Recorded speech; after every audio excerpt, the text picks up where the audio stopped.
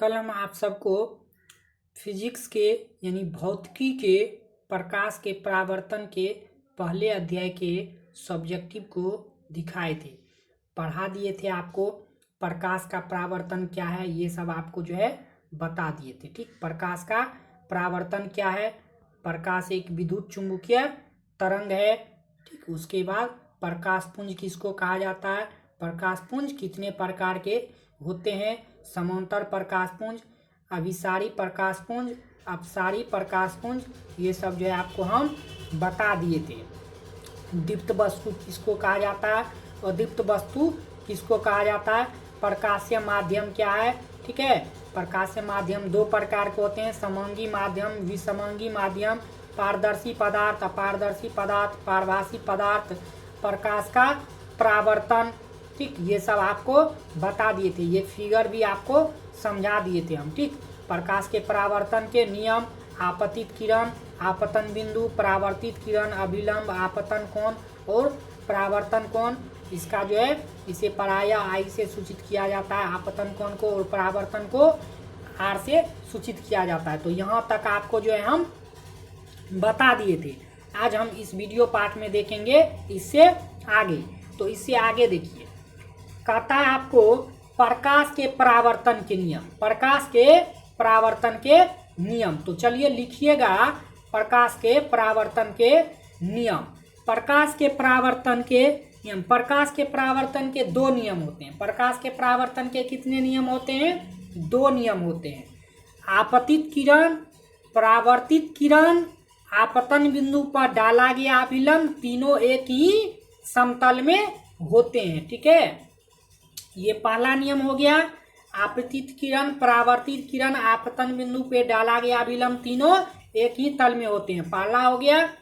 दूसरा देखिए, दूसरा होता है आपका आपतन कोण और परावर्तन कोण, दोनों क्या होते हैं? बराबर होते हैं। आपतन कोण और परावर्तन कोण दोनों क्या होते हैं? बराबर होते हैं। आपतन कोण और परावर्तन कोण दोनों बराबर होते हैं। नेक्स्ट देखिए, कहता है प्रतिबिंब।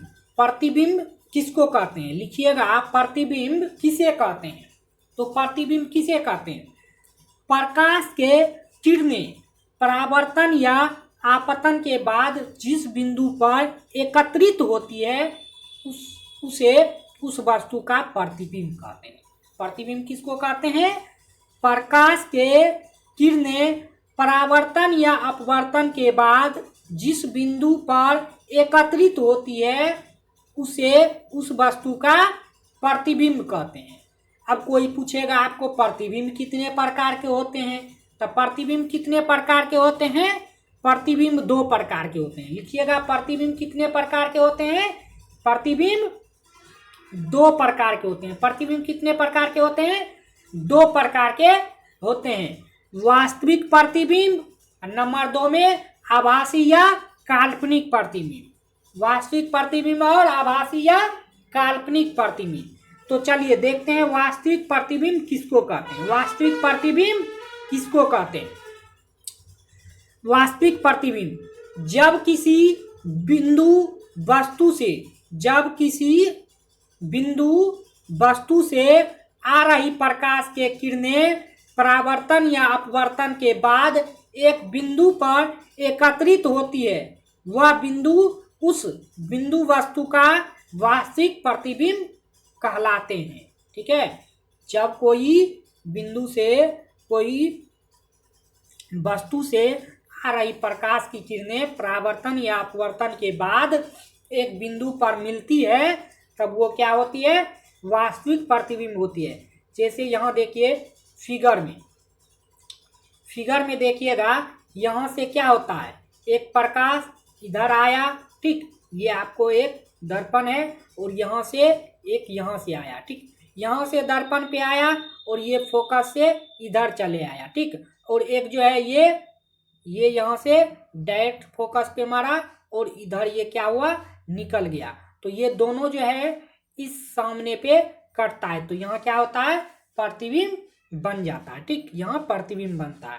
तो चलिए नेक्स्ट देखिए, अब वास्तविक प्रतिबिंब, ये वास्तविक प्रतिबिंब का फिगर था। अब देखिए काल्पनिक प्रतिबिंब। काल्पनिक प्रतिबिंब क्या होता है। तो काल्पनिक प्रतिबिंब किसे कहते हैं, लिखिएगा 2 नंबर में, काल्पनिक प्रतिबिंब किसे कहते हैं। किसी बिंदु से आ रही प्रकाश की किरणें, किसी बिंदु यानी वस्तु से, किसी बिंदु वस्तु से आ रही प्रकाश की किरणें परावर्तन या अपवर्तन के बाद एक बिंदु पर अपसृत होती हुई प्रतीत होती है, तो उस बिंदु वस्तु का काल्पनिक प्रतिबिंब कहते हैं। क्या कहते हैं उसे, उस बिंदु का काल्पनिक प्रतिबिंब कहते हैं। फिर से एक बार बोल देते हैं, देख लीजिएगा। कहता है किसी बिंदु वस्तु से आ रही प्रकाश की किरणें परावर्तन या अपवर्तन के बाद एक बिंदु पर अपसृत होती हुई प्रतीत होती है, तो उसे उस बिंदु का काल्पनिक प्रतिबिंब कहते हैं। ठीक, आगे देखिए, जैसे ये फिगर आपको दिख रहा होगा। ठीक, ये फिगर आपको दिखता होगा। ये क्या हुआ है, इधर से जो है, इधर से ये प्रकाश आती है। ठीक, और यहाँ दर्पण से टकरा करके इधर क्या होती है, मुड़ जाती है। ठीक, ये आंशिक रूप से इधर जाती है और इधर आपका प्रतिबिंब जो है यहाँ से तब बनता है। ठीक है, तो ये हुआ आपका काल्पनिक प्रतिबिंब। ठीक, नेक्स्ट देखिए, आगे देखिए 10 में कहता वास्तविक प्रतिबिंब और काल्पनिक प्रतिबिंब में अंतर। ठीक, बोलेगा आपको वास्तविक प्रतिबिंब और काल्पनिक प्रतिबिंब में अंतर लिखने के लिए। तो देखिए, लिखेंगे हम वास्तविक प्रतिबिंब और काल्पनिक प्रतिबिंब में निम्नलिखित अंतर है। उसके बाद एक साइड लिख लेंगे वास्तविक प्रतिबिंब और एक साइड लिख लेंगे काल्पनिक प्रतिबिंब। तो पहले लिखेंगे हम वास्तविक प्रतिबिंब में, यह प्रतिबिंब वास्तविक कटान से बनता है। यह प्रतिबिंब क्या होता है, वास्तविक प्रतिबिंब जो होता है वो क्या होता है, वास्तविक कटान से बनता है। काल्पनिक प्रतिबिंब उसके बाद लिखेंगे 1 नंबर में, यह प्रतिबिंब काल्पनिक कटान से बनता है। ये वास्तविक कटान से बनता है और वो काल्पनिक कटान से बनता है। उसके बाद यह वस्तु का अपेक्षा उल्टा होता है। ठीक, वास्तविक प्रतिबिंब क्या होता है, यह वस्तु का अपेक्षा उल्टा होता है। लेकिन काल्पनिक प्रतिबिंब क्या होता है, वस्तु की अपेक्षा सीधा होता है। 3 नंबर में देखिए, वास्तविक में लिखना है यह दर्पण के सामने बनता है। वास्तविक प्रतिबिंब जो होता है यह दर्पण के सामने बनता है, लेकिन काल्पनिक प्रतिबिंब यह दर्पण के पीछे बनता है। उसके बाद वास्तविक प्रतिबिंब में 4 नंबर में लिखिएगा, इसे पर्दे पर उतारा जा सकता है। वास्तविक प्रतिबिंब को जो है पर्दे पे उतारा जा सकता है, लेकिन काल्पनिक प्रतिबिंब को जो है पर्दे पे उतारा नहीं जा सकता है। ठीक, तो ये हुआ आपका अंतर। ठीक, वास्तविक प्रतिबिंब और काल्पनिक प्रतिबिंब में। तो इसी तरह से लिख देना है अंतर। ठीक, आगे देखिए, आगे कहता आपको समतल दर्पण में प्रतिबिंब की विशेषताएं। समतल दर्पण में प्रतिबिंब की विशेषता, तो आंसर लिखिएगा, समतल दर्पण में प्रतिबिंब की निम्नलिखित विशेषताएं हैं। समतल दर्पण में प्रतिबिंब की निम्नलिखित विशेषताएं हैं। नंबर 1 में लिखिएगा, यह हमेशा वस्तु की अपेक्षा सीधा बनाता है। यह हमेशा वस्तु की अपेक्षा सीधा बनता है। उसके बाद 2 में, यह काल्पनिक होता है। समतल दर्पण में जो प्रतिबिंब बनता है काल्पनिक बनता है। यह वस्तु की अपेक्षा समान आकार के होते हैं। यह वस्तु की अपेक्षा समान आकार के होते हैं। उसके बाद 4 में, इनमें वस्तु की दूरी और प्रतिबिंब की दूरी दर्पण की बराबर होती है। जितना दूरी पे जो है दर्पण रहता है उतना ही दूरी पे वो जो है प्रतिबिंब होता है। इसमें वस्तु की दूरी और प्रतिबिंब की दूरी दर्पण के बराबर ही होता है। यह पार्श्विक परिवर्तन दिखाता है। ठीक है, ये पार्श्व परिवर्तन दिखाता है। आगे देखिए, कहता है दर्पण कितने प्रकार के होते हैं, दर्पण कितने प्रकार के होते हैं। तो दर्पण जो होता है वो आपको 3 प्रकार के होते हैं। दर्पण कितने प्रकार के होते हैं, दर्पण 3 प्रकार के होते हैं। समतल दर्पण, गोलीय दर्पण, परवलय दर्पण। ठीक, ये जो है 3 प्रकार होते हैं। दर्पण कितने प्रकार के होते हैं, दर्पण 3 प्रकार के होते हैं। समतल दर्पण, गोलीय दर्पण, परवलय दर्पण। तो चलिए देखते हैं समतल दर्पण किसको कहते हैं। लिखिएगा नंबर 1 में समतल दर्पण किसे कहते हैं। समतल दर्पण किसे कहते हैं, जिस दर्पण का परावर्तन के सतह, जिस दर्पण का परावर्तक सतह समतल हो, जिस दर्पण का परावर्तक सतह क्या हो, समतल हो, उसे समतल दर्पण कहते हैं। जिस दर्पण का परावर्तक सतह समतल हो उसे समतल दर्पण कहते हैं। उसके बाद लिखिएगा गोलीय दर्पण। गोलीय दर्पण किसे कहते हैं, तो खोखले गोले के कटे भाग से बने दर्पण को गोलीय दर्पण कहते हैं। खोखले गोले के कटे भाग से बने दर्पण को क्या कहते हैं, गोलीय दर्पण कहते हैं। खोखला जो होता है, जब किसी गोला जैसे गेंद है, जैसे गेंद है या नारियल देखे होंगे, उसको जब बीच से काट दे तो उसका जो एक कटोरा बनता है, एक टुकड़ा जो होता है, वो गोले का कटा हुआ एक भाग होता है, उसी को कहा जाता है गोलीय दर्पण। ठीक, उसी टाइप का गोलीय दर्पण होता है। ठीक, आगे देखिए नंबर 3। नंबर 3 में था परवलिक दर्पण। तो लिखिएगा नंबर 3 में परवलिक दर्पण किसे कहते हैं। परवलिक दर्पण किसे कहते हैं, वैसा दर्पण जिसका चमकदार सतह न तो पूर्ण गोल हो और न ही समतल हो। ठीक, तो वैसा दर्पण जिसका न ही तो चमकदार सतह जो है पूरा जो है गोला होगा, न ही पूरा समतल होगा, तो उसको क्या कहेंगे, परवलिक दर्पण कहेंगे। ठीक है, उसको क्या कहेंगे, परवलिक दर्पण।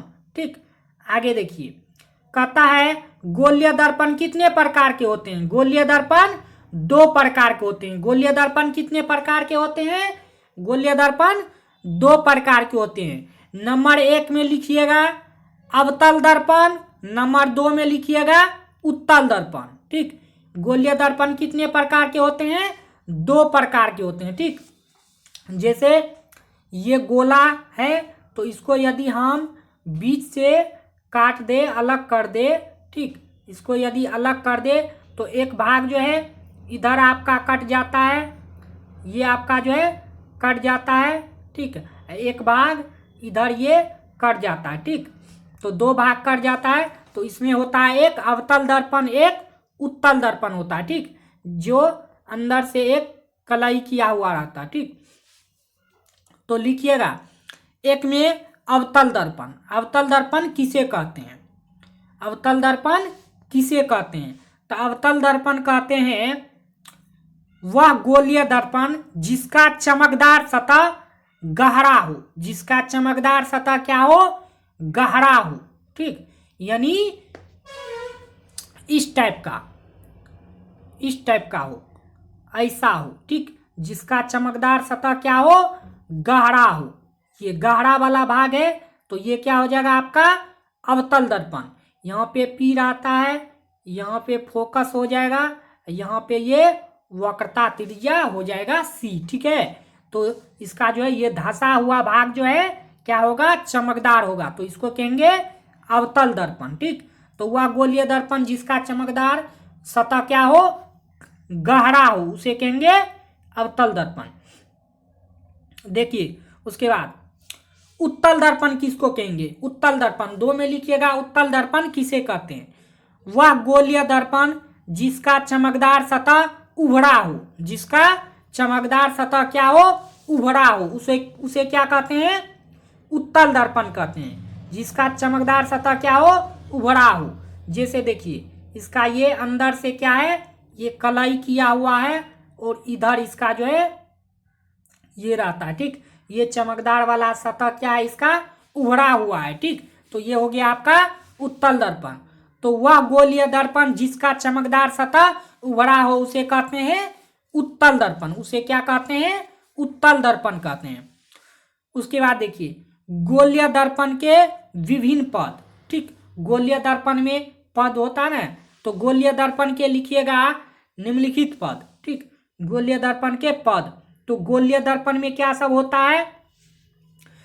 द्वारक होता है, ध्रुव होता है, वक्रता केंद्र होता है। ठीक, तो ये लिखिएगा वक्रता त्रिज्या होता है। ठीक, ये सब के बारे में हम बता देते हैं। तो देखिए 1 नंबर में लिखिएगा आपको द्वारक। ठीक, 1 नंबर में द्वारक किसे कहते हैं? ठीक, गोलीय दर्पण में द्वारक किसे कहते हैं?